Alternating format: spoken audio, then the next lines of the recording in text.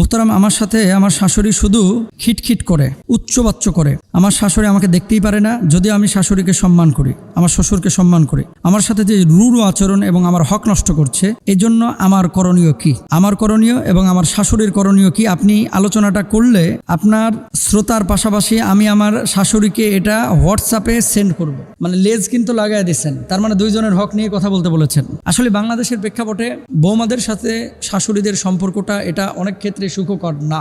এখন বউ শাশুড়ির যে এই যে যুদ্ধ, দা কুমড়ার সম্পর্ক, এটার পেছনে মূলত দায়ী হচ্ছে দিনদারিতা না থাকা। আমাদের বাংলাদেশের প্রত্যেকটা শাশুড়ি নিজের হকগুলো পয় পয় করে বুঝে নিতে চান, কিন্তু বেটার বউ বা বৌমার হকগুলো পয় পয় করে বুঝিয়ে দিতে চান না।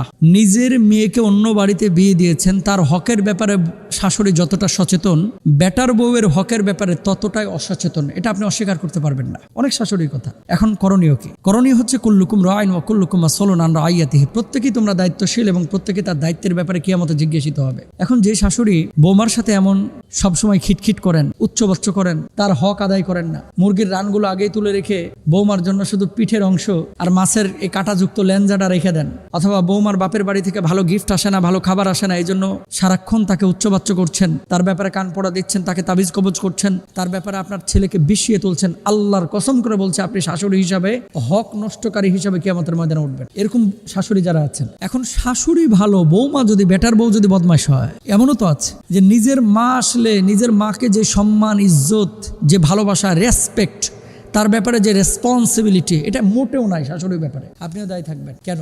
যদিও আপনার হাজব্যান্ড আপনাকে বিয়ে করে নিয়ে এসেছেন, হাজব্যান্ডের অধিকার বেশি মায়ের খেদমতে, কিন্তু আপনার হাজব্যান্ড তো আপনাকে ভরণ পোষণ দিচ্ছে। এখন সেই শাশুড়ির সেবা করা শরিয়া আপনাকে দায়িত্ব না দিলেও আপনার হাজব্যান্ডকে খুশি করা তো আপনার দায়িত্ব, হাজব্যান্ডের খেদমত করা তো আপনার দায়িত্ব। তো হাজব্যান্ড তার মার খেদমত করলে হাজব্যান্ড খুশি হবে, তো তার মার খেদমত আপনি কেন করবেন না? অনেক স্ত্রীরা নিজে স্বাধীন জীবনযাপনের জন্য শাশুড়ির সাথে থাকতে চান না। আপনি কি চান যে আপনার মাকে আলাদা করে আপনার ভাই চলে যাক? সেখানে কিন্তু চায় না, কিন্তু নিজের বাড়িতে আবার আলাদা হতে চায়। এই জন্য প্রত্যেকটা শাশুড়ি যদি নিজের বেটার বউকে নিজের মেয়ের মতো মনে করতো, তাহলে তার দৃষ্টিতে তার কোনো ভুল ধরা পড়তো না। প্রত্যেকটা বৌমা যদি তার শাশুড়ি আম্মাকে নিজের মায়ের মতো মনে করতো, তার দৃষ্টিতে এই মুরব্বীর কোনো ভুল ধরা পড়তো না। আজকে অধিকাংশ ফ্যামিলিতে অশান্তির মূল কারণ কিন্তু টাকা পয়সা না, খাবার দাবার না, মূল কারণই হচ্ছে বউয়ের সাথে শাশুড়ির গ্যাঞ্জাম। এই জন্য দুপক্ষই যদি নিজের নাতি নাতনির মুখের দিকে তাকায়, সন্তানের মুখের দিকে তাকায় একটু সহনশীল আচরণ আমরা করতে পারি, দেখবেন পরিবারগুলো জান্নাতের টুকরা হয়ে যাবে ইনশাআল্লাহ। আল্লাহ তাআলা আমাদেরকে বোঝার তৌফিক দান করুন।